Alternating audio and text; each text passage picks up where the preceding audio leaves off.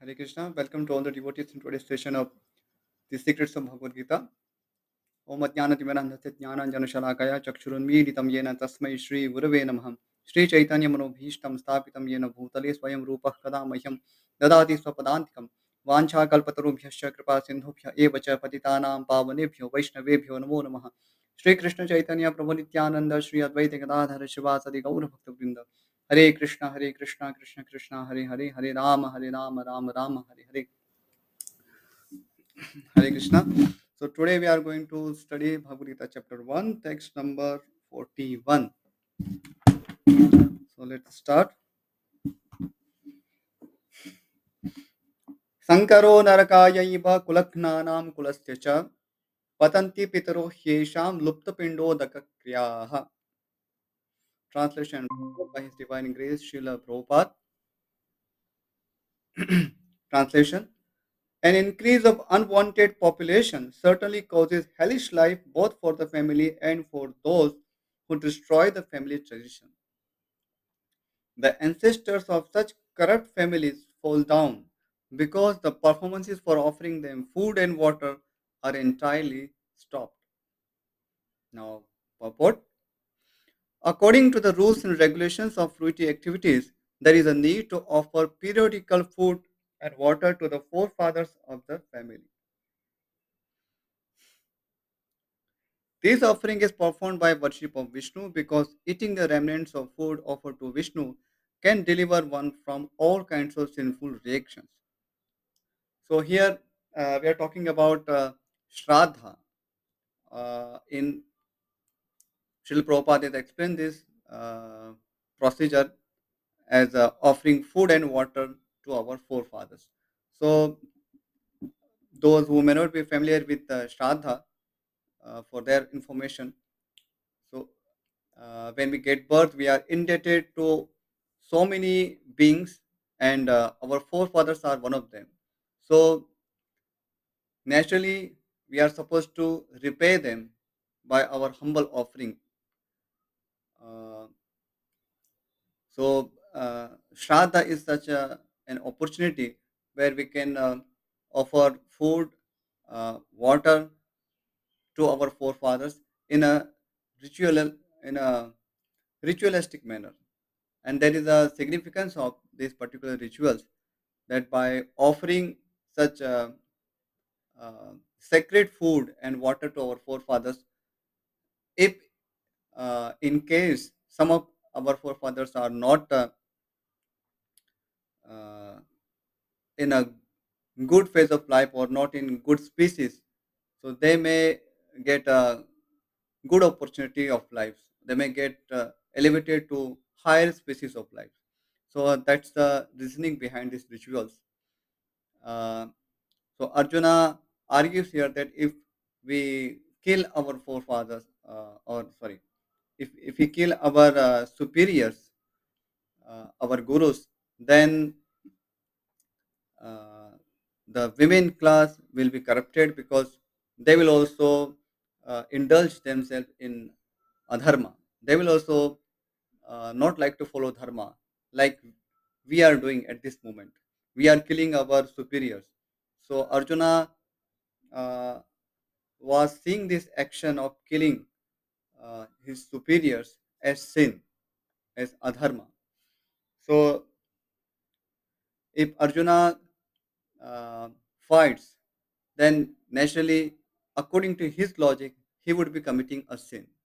And seeing Arjuna committing a sin, uh, other family members, particularly women, will also be inspired to do such things. And because of corruption in women class, unwanted population will be born. So as we discussed this point yesterday, because women class, they are uh, emotionally driven, and because of this weakness, sometimes they may fail to understand what is dharma and adharma, and bad people in society may take advantage of their this particular weakness. So they may seduce them, and then because of this combination, some unwanted population may arise in our society. And why we call it unwanted population? Because this particular population born of illegitimate relationships or without the boundary of marriage, uh, such progeny will not like to perform any dharma because they are born of uh, sinful desires. So, and because they are such progeny are born of sinful desires, and they are also having sinful tendencies, so they will not perform these sorts of activities like shraddha and other things. So, and what will happen by not performing these activities is that the forefathers who are supposed to receive sacred food and water as a token of gratitude from their dependents, they will not be receiving these favors. And uh, because of that, some of the forefathers may fall down. Fall down here means they may uh, attain miserable conditions or miserable species uh, if by chance they have been into such species, then there is no scope of deliverance from those species. And that is the reason why in traditional society everyone desires a son, putra. So sometimes uh, people give a very negative feedback to Vedic culture that these are very uh, partial culture towards men. They give so many privileges to men, but uh, they are not giving enough justice to women. And a striking example of this their site is desiring only men, desiring only son, but not desiring women. So I think that this is a misunderstanding on their part, because why a son is desired, there is a particular reason. It's not that whimsically they are attracted to sons and they are not attracted to girls. So they also desire daughters, and uh, it's not that they dislike daughters, but there is a reason for achieving son, because uh, according to Mahabharata and so many other scriptures, it is a duty of a son to deliver his forefathers. So according to dharma, a son is supposed to offer oblations of food and water to the forefathers, and continues the kula dharma. We discussed about the kula dharma, uh, all the Shodas samskaras and other dharmic activities in family lineage. So a son is supposed to carry on these dharmas or duties. Um, if we compare to daughters after marriage, they go to their husband's house, so they are not supposed to perform any duties on behalf of their fathers. So it does not suit their dharma. They are supposed to carry on dharma for their husbands, not about their fathers. So, because of these dharmic reasons, it is desirable to have at least uh, one good son. So, why at least one good son? Naturally, we would desire many sons, but at least one good son, because uh, some commentators on Dharma Shastra, they explain that it may happen that some of the children, male children, they may not be so good to perform shraddha and other things, or they may not be so pious. So there is a possibility.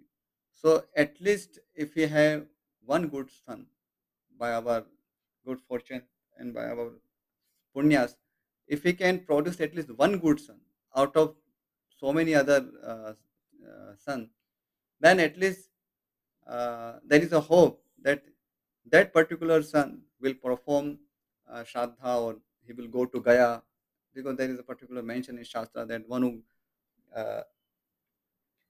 there is a Mahatmya or special significance for going to Gaya and performing Shraddha over there. So, if we can get such a good son who can go to Gaya and perform Shraddha for forefathers, then that will be the perfection of becoming a parent. So that's the reason why a son is desired, particularly a good son is desired. So it's not that only one son is born and that's it. In traditional culture, there is always desirable to have many sons. So because uh, everyone is worried about their own elevation, the atmonnati, the elevation of the soul. So, so there is also punya of offering daughter to someone, a qualified person. So that is also punya. But regarding this atmonnati, for elevation of the soul, good son is desirable, and that is why we see that there is to be uh, many children in one family, right? So, but nowadays nobody is thinking about dharma. So it's not an exaggeration, but that's a reality. It's a sad reality that nobody is really caring for performing one's dharma. So everybody uh, is concerned about their own material problems and so many other issues in life. But if we see the overall situation of the society, how many of us are really caring for performing one's own dharma?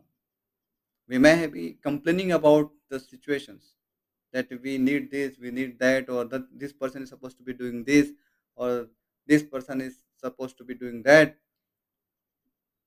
We are mainly mentioning the problems, but uh, how many of us are really volunteering ourselves for performing dharma? Because when it comes to following dharma, the charity begins at home, right? There is a saying in English. So, uh, if we want dharma in society, so we have to start from ourselves. Not that we demand others to follow dharma and ourselves not following uh, any sort of dharma. So such kind of hypocrisy will not work, and this is not how dharma can be established. Dharma, and that's why we have this title, on our YouTube channel, that Dharmo Rakshati Rakshita, because only when you protect dharma, your own dharma, then only dharma, which is uh, the order of Lord Shri Krishna. So Lord Shri Krishna, as the bearer of dharma, will protect us. On the contrary, dharma eva hatu hanti. If we destroy dharma by any means, by not following it or by rejecting it, then such dharma will destroy us. So this is the logic. Sometimes it may not be appealing to our modern mindset that how is that just by following dharma we will be saved, we will be protected. But there is the uh, scenario we see in uh, all our scriptures, itihasas, Puranas, everywhere there are beautiful stories regarding how great personalities followed dharma in all situations and how they were protected by the Supreme Lord. So, uh, when we know about all these motivating stories from our itihasas, Puranas, then naturally we will also be inclined to follow our dharma. And this Bhagavad Gita study is one of such programs, because Gita also appears in Mahabharata. Though the teachings of Bhagavad Gita are reflected all over Vedic literature, but through Mahabharata, we come to know about these essential teachings of the Vedas. Okay, continuing.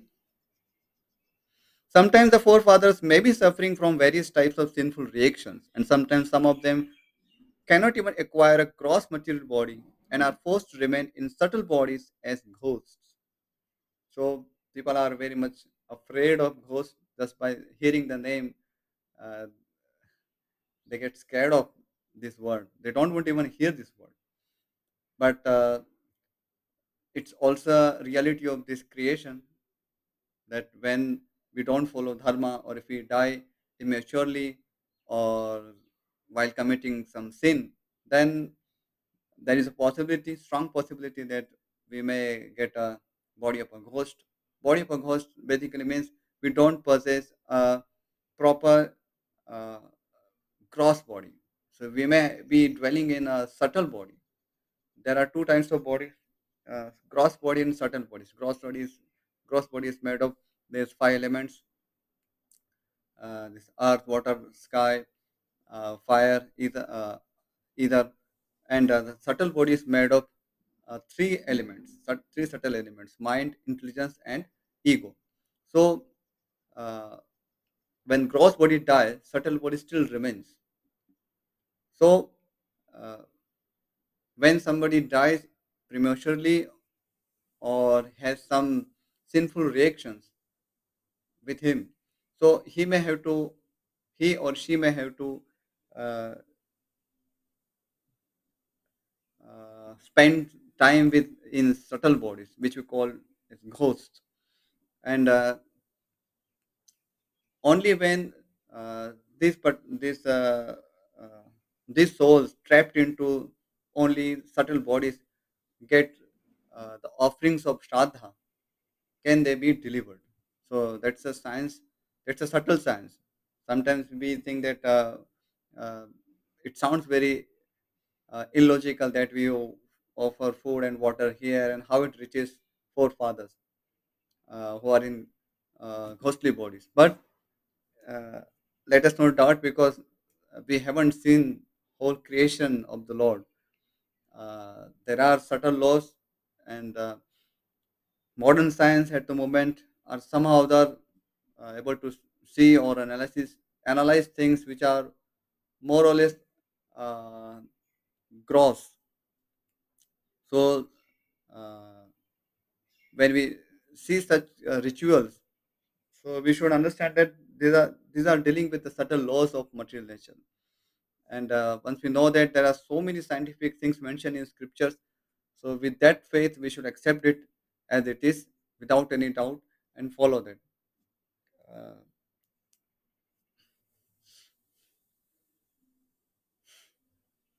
because there is for a modern mind not trained into very scripture, there is always a reason to not believe in scripture, because their only logic is that they can't see it. But to not be able to see something is not the qualification to see the truth. There are many things which are not accessible to us. That does not mean that they do not exist. There are many universes around us, but still we are not able to access them. Even they see the example of ghosts. Many people are scared of hearing this word ghost. So that means ghosts do exist, and many people have experienced this. But uh, some of our friends in society, they uh, deny it, that ghosts do not exist. It's just a something psychological phenomena, that we assume that there are such beings.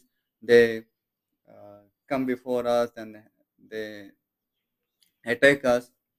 But there are many instances. If you just go and search on YouTube, there are hundreds of such instances where people uh, report that uh, there are ghosts, and they are proving themselves. So let's not doubt about this. This is something that we can experiment with our uh, own instruments or our own sense perception. So similarly, there are so many other things in Srila Prabhupada's life. Uh, they, there is a story that they purchased a particular place, a particular building uh, for their temple, ISKCON temple, and they got it very cheaply because of the ghost. And It so happened that ghosts they show up themselves and some other made some mischiefs with devotees, uh, and somehow other it this news reached to Prabhupada, and Prabhupada made all devotees, all his disciples to do loud Harinam, and it so happened that the ghost disappeared and never showed up again. So we see that just by the power of Harinam, it is possible to deliver ghost. So uh, now, with our cross eyes, we may not be able to see such things. That how just by sankirtana, ghost can disappear, or we can get rid of them. But that's a science. Okay, continuing on. Thus, when remnants of prasadam food are offered to forefathers by descendants, the forefathers are released from ghostly or other kinds of miserable life that we already discussed. Such help rendered to forefathers is a family tradition, and those who are not in devotional life are required to perform such rituals. It's very noteworthy point. And those who are not in devotional life are required to perform such rituals. So it is primarily for those people who are not into pure devotional practices. So for devotees, this may not be applicable, performing shraddha and offering sacred food and water to the forefathers, because they have achieved the perfection of all dharma. So just by performing Vishnu Bhakti with pure intention, they achieve the perfection of dharma. Because what is the culmination of dharma? Sarva dharman parityaja mam ekam sharanam braja. So those who have already surrendered to the Supreme Personality of Godhead with uh, dedicated heart and without any other motivation except serving Lord Shri Krishna without any material desires. So they have already uh, surpassed the goals of uh, this surpass the goals of life. So they have already achieved perfection. So they need not uh, bother with performing shraddha and others. Though for loka sangraha, just for teaching others, they may sometimes perform shraddha, but the sole purpose of such performance would be only to guide others. It is not that they are bound to perform shraddha. So the particular this shraddha ceremony is applicable for those who are not devotees. Let's keep this in mind. Next, one who is engaged in the devotional life is not required to perform such action. Simply by performing devotional service, one can deliver hundreds and thousands of forefathers from all kinds of misery. It is stated in the Bhagavatam 11.541. Devarshi bhutatmanrinam pitrinam na kinkaro nayam rini cha rajan sarvatmana yash sharanam sharanyam gato mukundam parihritya kartam. Anyone who has taken shelter of the lotus feet of Mukunda, the giver of liberation, giving up all kinds of obligation, and has taken to the path in all seriousness, owes neither duties nor obligations to the demigods, sages, general living entities, family members, humankind, or forefathers. Such obligations are automatically fulfilled by performance of devotional service to the Supreme Personality of Godhead. So,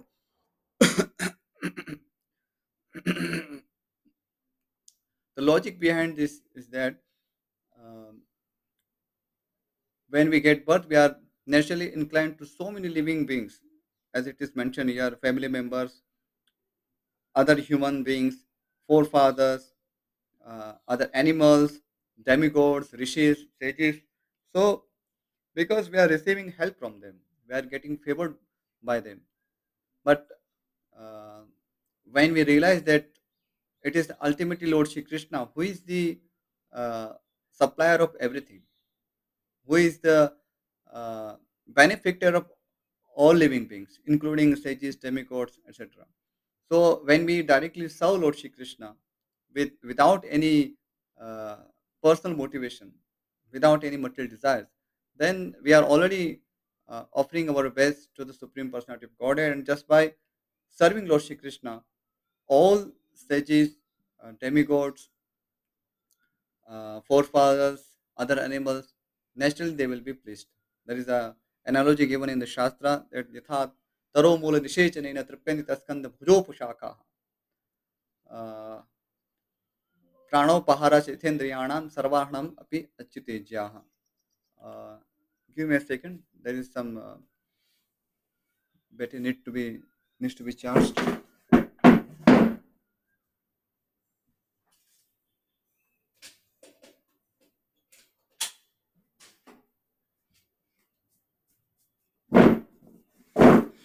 Okay. Sorry for the disturbance. So the uh, essence is that once we are when we water the root of the tree, automatically the branches, the twigs, uh, the middle part of the tree, everything gets nourishment. So we don't have to uh, put separate water to twigs or different branches or leaves. So similarly, when we serve Lord Shri Krishna, who is the source of everything, who is the father of everything, and actually who is the really benefactor of all living beings through, and he is the one who benefits us through the medium of sages, demigods, and so on. So that's why there is no separate need to worship forefathers or benefit them separately. So naturally, we are grateful to all living beings, whoever is favoring us. For example, our parents. So it's not that when we become devotees of Krishna, uh, we disrespect our fathers. We respect our father or mother or other relatives who we get favor of. So uh, that is not the intention here. So we do respect our forefathers, we do respect our parents, we do respect animals, but we do not try to benefit them separately apart from performing Vishnu Bhakti. So that does not mean as well that in Vishnu Bhakti there is no consideration of uh, benefiting uh, demigods, sages, forefathers, other animals, and so on. So, but there is a way, but it is not as per the uh, theory of karma. So there is a difference in approach. So we also try to benefit our parents, our forefathers, rishis, and demigods, but in a way that is favorable to Vishnu Bhakti. So how do we do that? So simply by doing those activities which are favorable to Vishnu Bhakti. So it's a detailed discussion which things are favorable for Vishnu Bhakti or which activities or helping others is not favorable for Vishnu Bhakti. So these things are discussed in great detail in our Vaishnava scriptures. So that will be a very elaborate topic, and we will not touch it right now. So we will discuss this as we come across different topics.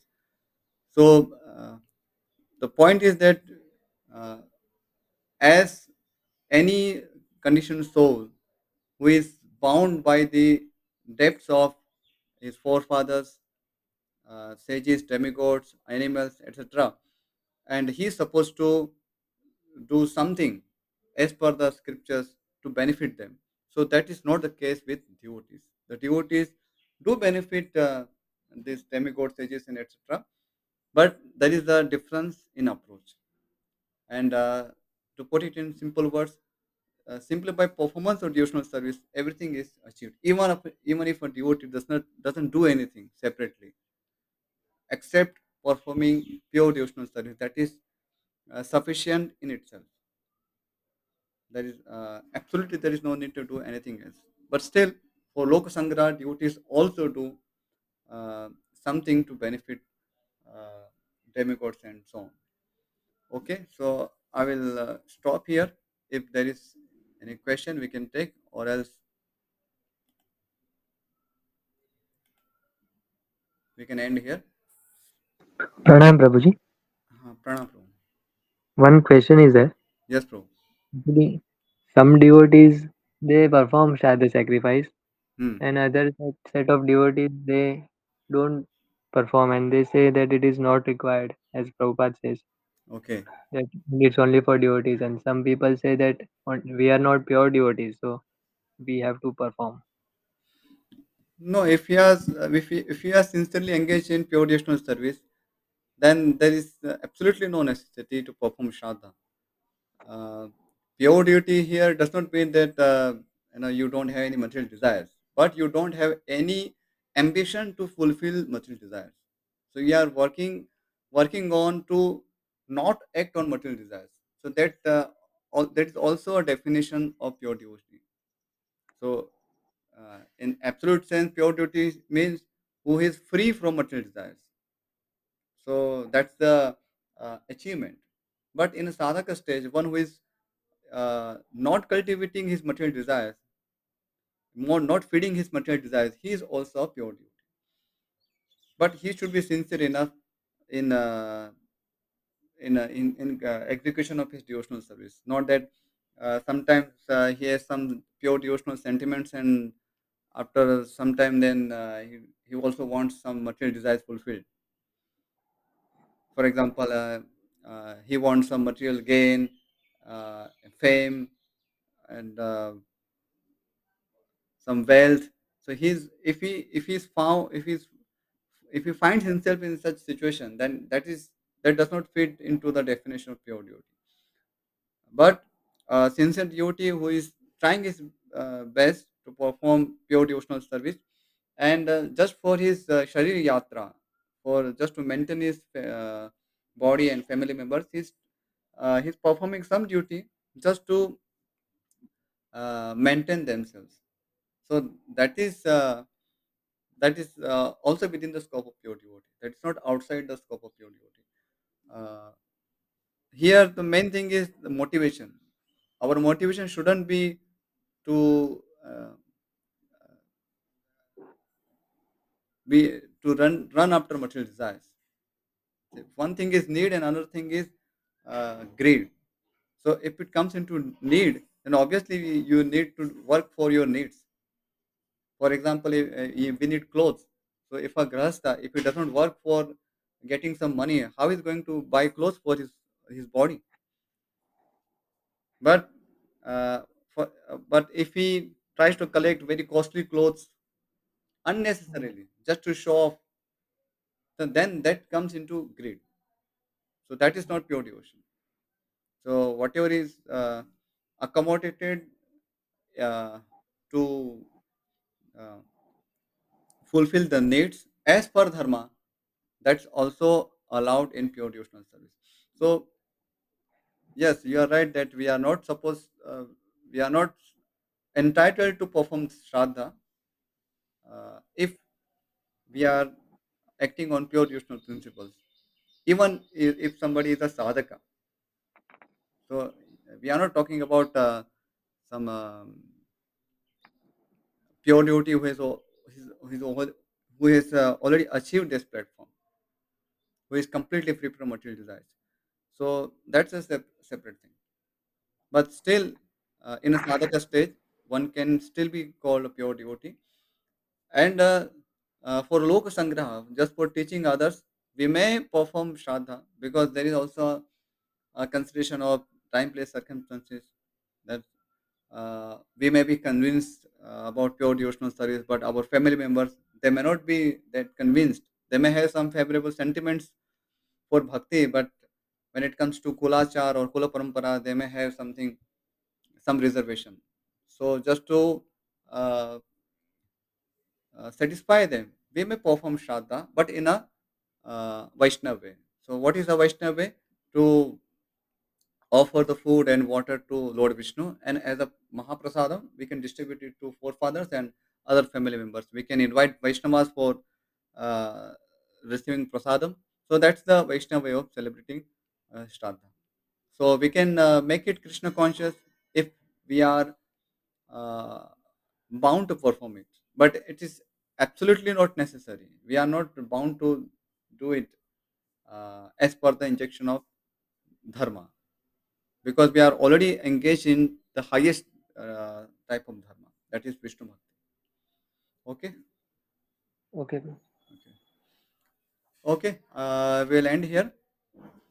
वाञ्छाकल्पतरुभ्यश्च कृपा सिन्धुभ्य एव च पतितानां पावनेभ्यो वैष्णवेभ्यो नमो नमः। श्रीमद् भगवद्गीता यज्ञ की जय, श्रील प्रभुपाद की जय। हरे Krishna. Yeah. Thank you all for joining the class. Thank you, bro.